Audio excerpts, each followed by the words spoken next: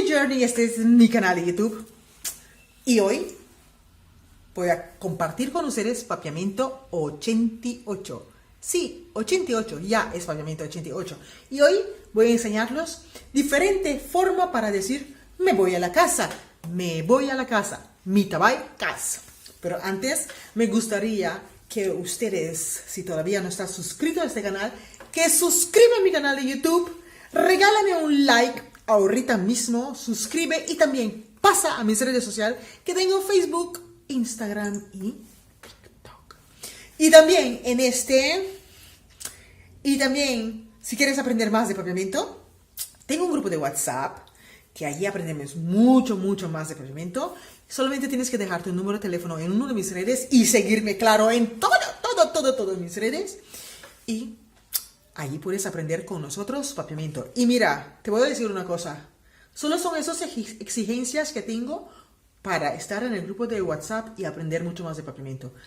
Suscribir a mi canal de YouTube, ver mis videos, comparte mis videos, sígueme en todas mis redes y es gratis. ¿Dónde vas a aprender un idioma?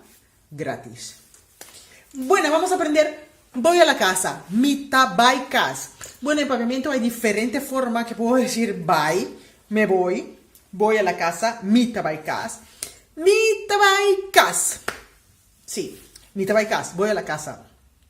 Pero si estoy en un lugar y voy a la casa dentro de un rato, voy a decir mi tabay cas un gis. Dentro de un rato. Mi tabay cas un gis. Dentro de un rato voy a la casa. Mi tabay cas un gis. Pero si voy a la casa ahora, mi tabay cas awo. Mi tabay cas awo. Mi tabay cas awo. Voy a la casa ahora.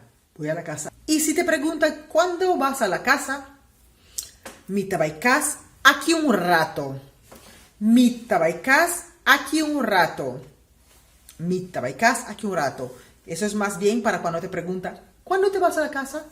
Y no quieres especificar una hora. Mi tabay cas aquí un rato. Mi tabay cas aquí un rato.